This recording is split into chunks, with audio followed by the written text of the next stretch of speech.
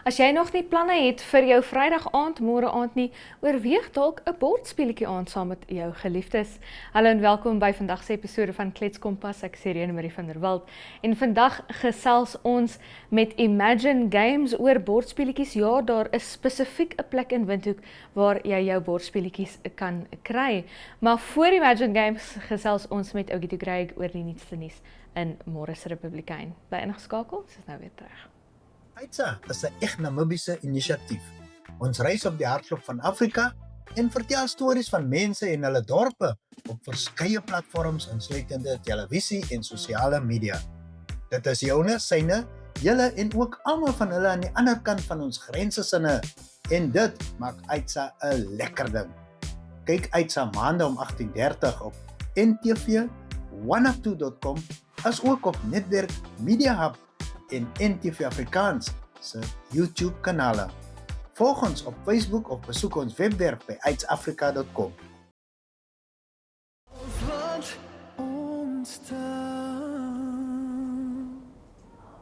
Ougie de Craig saam met my in die Klets Kompas ateljee. Ougie, hoe gaan dit? Baie goed, Irene, dankie. So in Môre se Republikein, soos wat ek gesê het, dit is Vrydag al amper. So as jy nie wil bordspelletjies speel nie of jy wil dalk nie net bordspelletjies speel nie, The Odyssey is nou in theaters, is 'n nuwe Christopher Nolan film, natuurlik 'n aanpassing van die bekende boek The Odyssey. En dan ook Karnien van Jaarsveld en Zaan Sonneke se nuwe enkelsnit oor mekaar, wat jy meer oor kan lees in Kollig. Maar wat vir my uitstaan in Môre se Republikein, ek wil nie veel harde nuus gee so vir die Vrydag hê, maar ek moet ook. Die goewerneur van die Omaheki streek wat half nou vinger gewys het na kredietleenaars, cash loans, soos wat ek en jy hom ken, en gesê het, hulle vang bejaardes en kwesbare mense in skuldsiklusse vas. Ja, as gevolg van hulle hoë rentekoerse en die feit dat hierdie mense dan nou by hulle gaan leen, en dan moet hulle dan nou aanhou leen om voort te bly. Ja, dit is 'n aardige siklus, dit is die werklikheid. En ek dink dat baie van ons bejaardes en kwesbare mense hier in Namibië is gelos sonder enige ander keuse. 'n Mens moet deur die maand kom en as daar nou nie geld is vir brood of vir elektrisiteit wat al hoe duurder raak, vir vervoer, alle rande noodsaaklikhede, dan moet jy soms maar leen. En as die enigste opsie is cash loan, wat vir jou daai aardige hoë rentekoers afdwing, het jy nie 'n keuse nie, dan moet jy maar.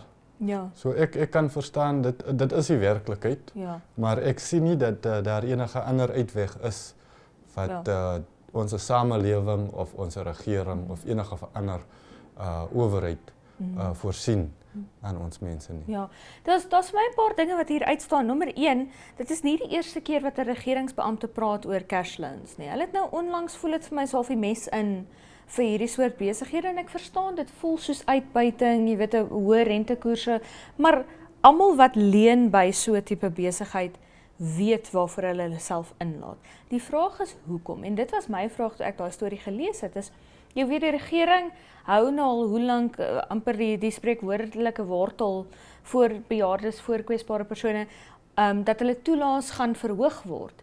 En dit word eenvoudig nie. So as jy een slegte voorval, een slegte maand weg van 'n skuldsiklus af is, nie skuld maak nie, dit is 'n heel ander ding, maar weg van 'n skuldsiklus, jouself vasvang in 'n siklus waaruit jy nie kan uitkom nie, dan het ek vra oor mense se pensioen toelaas en kwesbare persone se toelaas wat hulle van die regering af ontvang.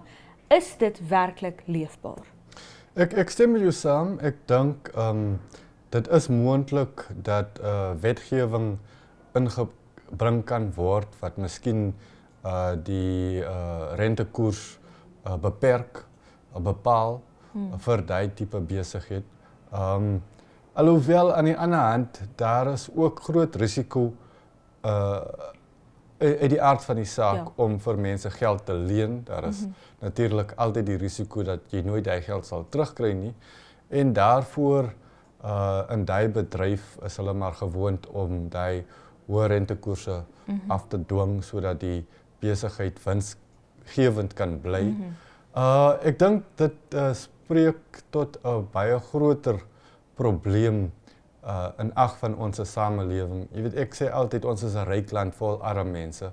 En ongelukkig sien ek nie dat daar enige poging gewend word om dit te verander in ag van groot maat die algehele prentjie van die lewe hier in Namibië.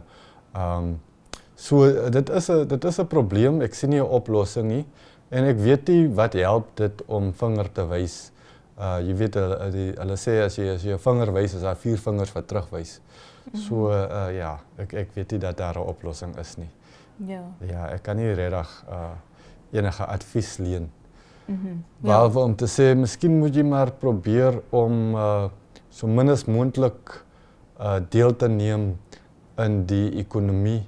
As jy jou eie kos kan, jou eie vrugte of groente by die huis kan groei.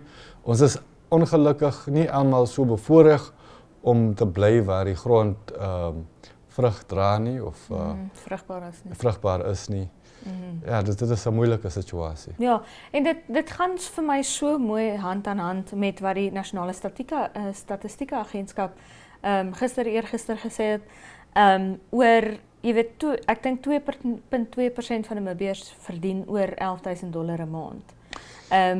Ek dink iets soos 50% van hulle oorleef op meer as 50% van Namibiërs oorleef op $2,000 of minder 'n maand. Ja, dit is erg. En dit is die werklikheid. As jy $2,000 'n maand het en jy moet uitkom en baie Namibiërs het $2,000 'n maand en afhanklik is ook nog. Presies. So as jy op $2,000 'n maand moet uitkom en jy of een van jou afhanklikes stamp hulle kop iets woes en dit moet hospitaal toe en daar moet pille gekoop word en medisyne gekoop word en alles gekoop word om daai persoon weer gesond te dokter. Wat doen dit nie aan jou finansiële toestand nie? En dit is wat mense tot hierdie besighede dryf. En dis al die bykomende dinge, soos byvoorbeeld jy gaan nou staatshospitaal toe waar jy redelik goedkoop kan gesien word, maar dan word pille voorgeskryf wat nie daar is nie en jy word eenvoudig gesê gaan apteek toe. Dan kom jy by die apteek, dan kos daai pille vir jou $300. $300 uit jou hele maand se begroting van $2,000 is 'n groot. Dis 'n eislike bedrag geld. Ja, presies. Dis 'n stuk van jou geld. En dis maar net een voorval. Môre is 'n ander kind siek, môre is moet daar skoolskoene gekoop word, skooltas, nuwe boeke, daai tipe dinge en dit is wat my altyd so hartseer maak is, dit is die armstes wat hierdeur geraak word. As Namibiërs nie so brandarm was soos wat hulle was nie, sou hierdie tipe besigheid nie so baie kliënte gehad het nie. Hulle sou nog steeds. Maar daar sou nie so baie van hulle gewees het nie. Hulle sou nie so winsgewend gewees het nie en dit sou nie so groot kwessie gewees het dat die regering moet ingryp en hulle stem moet dik maak daaroor nie. Irene, jy het nog genoem van die statistiekagentskap se data. Ek het ook 'n storie geskryf in verband met 'n verslag wat hulle onlangs uitgereik het. Hulle het daar gekyk na die ligging van poskantore in vergelyking of die verhouding daartussen met waar pensionaarsse bly. En oral in die land is die poskantoor meer as 10 km van die naaste pensionaris geleë. So daai persoon om hulle maandelikse pensioen te gaan haal, moet 10 km ver reis en natuurlik moet hulle betaal daarvoor. Daar is dele van die land waar daar glad nie 'n poskantoor in die omliggende omgewing is nie. Daar is dele soos byvoorbeeld by Rundu wat 'n groot bevolking het. Daar is een poskantoor op Rundu, daar is meer as 5000 pensionarisse daar. Die pensioen word vir 3 dae in die maand versprei of uitgedeel, net by daai een poskantoor. So dink jouself in, hoe lyk dit daar? En as daai teller nou daai dag siek is, die situasie is net akelig. Ja, dit is alom net, jy kan nie wen nie. As jy in daai situasie is, as jy een van daai is wat $2,000 of minder verdien, as jy afhanklik is van ou mens pensioen, van toelaas van die regering, kan jy eenvoudig nie wen nie, want die regering sê nou vir jou, moenie na daai besigheid toe gaan nie, Maar as die nood druk, waar gaan jy? Nie na die regering toe nie, hulle gaan jullie help nie. Elke nou en dan is daar ook 'n vertraging in die uitbetaling. Daar word nie vroeg af laat weet nie. Mense reis vir kilometers ver en hulle leen geld om daar uit te kom. En dan is die geld nie daar nie. Of die kantoor is toe. Daar is nie eens 'n papiertjie opgeplak nie. Daar is net geen verantwoordelikheid nie. Ja. So dit is 'n baie moeilike situasie. En ons moet maar net verstaan dat almal is nie in dieselfde situasie nie. Ons moet maar net van mekaar probeer omsien en omkyk. En ek dink saam moet ons hierdeur dag tot dag maak. Dag tot dag hoekie toe. Dankie dat jy by ons was hoekie toe. Ons gaan kyk nou, hoe maak dag tot dag môre met jou by die weerkantoor? Namibia is a land of movement, with waves that never stop reaching forward. Here, adventure is not something we search for. It is something we are born into. In every corner of this country, creativity rises, from artists, from athletes, from dreamers. And when the world comes to explore Namibia, they discover something extraordinary. Because when sport moves people, creativity moves ideas, and tourism moves the world toward us. Something powerful happens. A platform where movement meets imagination, where industries connect, where opportunity grows, where Namibia's next chapter begins. Welcome to the Creative Sport Tourism Expo. Exhibit, partner, experience. Creative Sport Tourism.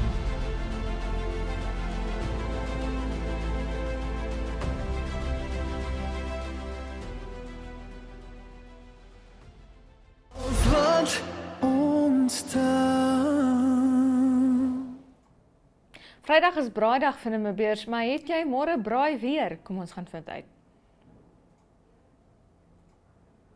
'n Sonnige dag môre in die hoofstad met 'n minimum van 8 grade Celsius en 'n maksimum van 25. In die ooste op Gewabes 'n minimum van 9 grade Celsius en 'n maksimum van 25. En sonnig oor die res van die noorde met 'n minimum van 12 grade Celsius en 'n maksimum van 31 vir Rundu. Sonnig op Swakopmund langs die kus en reg oor die suide met 'n minimum van 13 grade Celsius en 'n maksimum van 18 grade Celsius daar aan die sentrale kus. Op Arnhamsvlei 'n minimum van 8 grade Celsius en 'n maksimum van 20 grade Celsius en op Reebot 'n minimum van 6 grade Celsius en 'n maksimum van 25.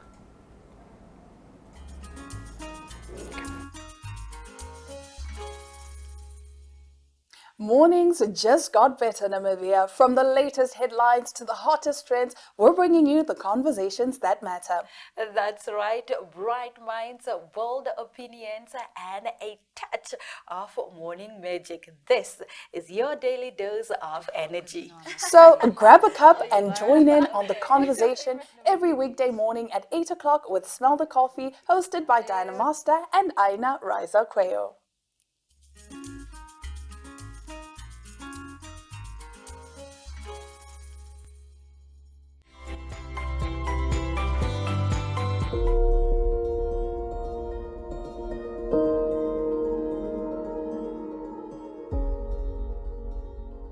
Do you like traveling? Do you like to experience new places? Well, then you should tune into On the Rock, where we explore enjoy establishments all over Namibia and South Africa. Great food, great fun, and so much more. So be sure to mark your calendar as we explore the beautiful landscapes of Namibia at the various enjoy establishments. And where we also get to go on game drives, different activities, and meet the awesome staff of the different establishments. We will see you there. Watch On the Rocks every Monday at 9 p.m. on DSTV channel 285 and GoTV channel 25.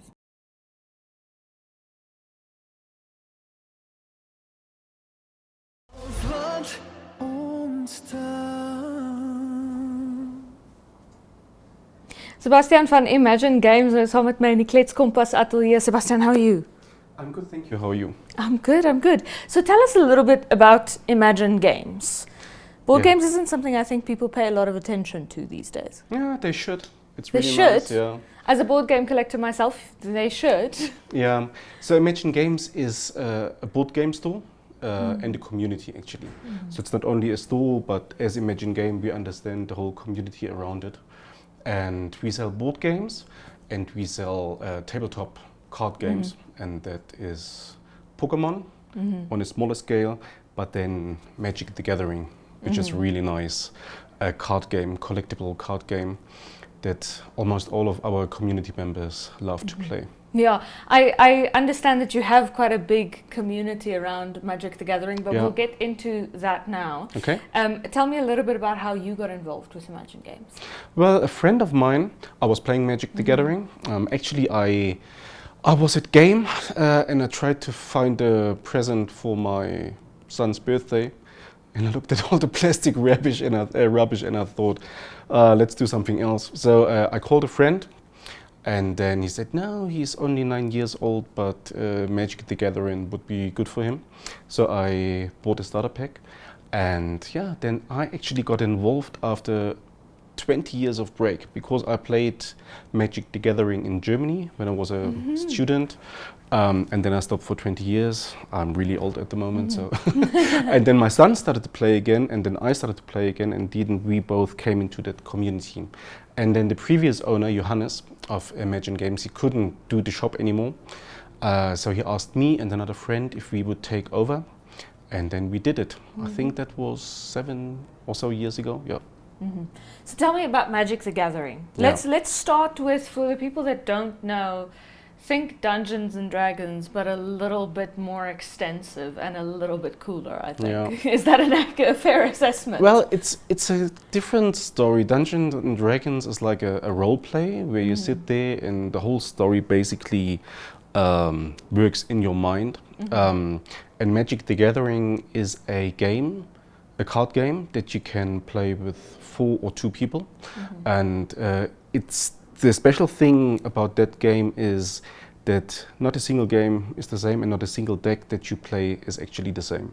So there is hundreds or even thousands of different decks that you can play, and everybody from our community basically chooses one and then plays it against the others. And every year there is 4 to 8 sets of new cards coming out. Each set then has another 200 cards that is added into the card pool. So the game is ever evolving, actually. It's each year you have different decks that are coming, and yeah, well, the game is also really complicated. So it's actually not really for small kids. That's why I said Dungeons and Dragons. I was like, think complicated. It is a bit, yeah. But it's also the really nice thing about Magic the Gathering, because I'd say the easier a game is, the quicker it gets boring. And Magic the Gathering never actually gets boring. It's really exciting, it's complicated to play. I mean, there's World Championships and all of that for that game. So yeah, it's an exciting format. So roughly how big is your community now? I'd say it's 60 players roundabout in Swakopmund, most of them in Windhoek. And active players at the moment 30.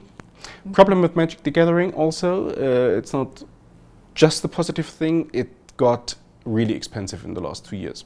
So we saw a lot of youngsters, when they're busy with their school, with their exams, dropping out. They just couldn't afford it anymore. Yeah, but we have 30 active players. We meet Wednesday and Fridays, and we have tournaments every now and then on the weekend. So yeah. Okay, so you said now that Magic the Gathering isn't really a children's game. It's not really an entry-level game. But you did buy it for your son. Yeah. How did that go? On the packaging there is a little 13. So they recommend it to be like for 13 years upwards. My son is clever. He could, there's a lot of guys that start playing it on the age of 9, 10. But because it's really a strategic game, you really have to have a little stuff in your brain, and so it really is fun from the 13-year-old.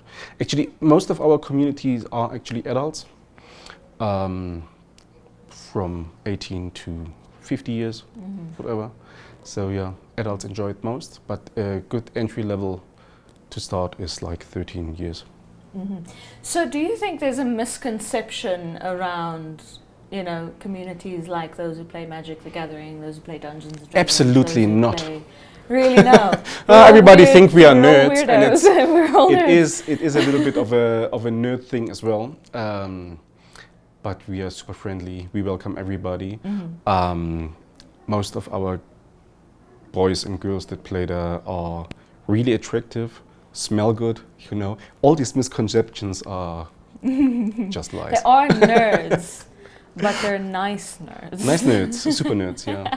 No, most of us, I mean, we have a community, people have proper jobs, they just come in the evening to enjoy themselves with some friends and stuff, yeah. That was what I was going to ask you next is, you know, you guys are nerds, you're nice nerds, so what kind of person do you think will fit in with this community? No, mostly everybody. Young kids, everybody is welcome. There is no limitation of nerdiness that you have to bring to our store. You just have to feel comfortable, and I think our community really makes it easy for people to feel comfortable. They are friendly guys. Yeah. And then if somebody's looking for a board game that's not Magic the Gathering, Yeah. can they come to you? We What have a else little do bit you of guys- stock of really cool board games, but we can basically order everything that you want. Takes then 1 or 2 weeks. Just pop us an email, you can order stuff. I'm also a big fan of like complicated strategic board games. One of my favorites besides Magic the Gathering is called Everdell, with really nice critters that you play, also a card game, and you will not find that in any store in Southern Africa, I'd say. Maybe not even in South Africa, but we can order it from the US or so, and then supply a lot of those board games to people. They are happy. For somebody watching who might want to get into board games, analog games, tabletop games, but they're not quite at a Magic the Gathering level, what kind of introductory board games would you recommend? That's a good question. Chess? No. Monopoly. I would say the German board game Die Siedler, like the Settlers, or what is that in English? Yeah, The Settlers of Catan. Settlers of Catan. Yeah, That is it's exactly. It's easy enough, but it has this factor of addiction that good board games have. There are some quite complicated board games that we also play, but that, and then there's a nice game that's not that complicated. It's called The Lost Ruins of Anak. Not really popular, but totally nice. And there is a simple game that's called Azul, or it starts simple, but it's also strategic. There's 2 versions of Azul, where you put little tiles on a board, and that is also fascinating and really recommendable for people on an entry level. Okay, fantastic. And then lastly, before we let you go, is there anything you would like to see in the future of Imagine Game? Well, I would love the community to grow. I would also love that we start again what we did the last time in 3 years, that we actually send people from the Magic community to Europe to play in the European Championships. There has been some obstacles for that, but we plan to do that in 2027. Yeah, but a growing community would be nice, because it is actually, parents actually should be motivated to send their kids to us, because it is a cell phone free time, you know. Everybody's complaining kids are just on the cell phone. With us, they're playing board games, they play together with other kids. It builds up the brain, it builds up the language, it builds up the strategic decision, social skills as well. Builds up the nerdiness. Don't forget about that one. Okay, Sebastian, that's unfortunately all the time we have today. I could Thank you very much. and chat the whole day about board games, unfortunately. Dit was die einde van hierdie episode van Klets Kompas. Baie dankie dat jy by ons aangesluit het. Onthou, jy kan Klets Kompas elke maandag tot donderdag sien op Netwerk Televisie DStv kanaal 285 en GoTV kanaal 25, asook oneup2.com. Maar tot volgende week van my, Irene Marie van der Walt, die Klets Kompas span en natuurlik Sebastian. Dit mooi bly.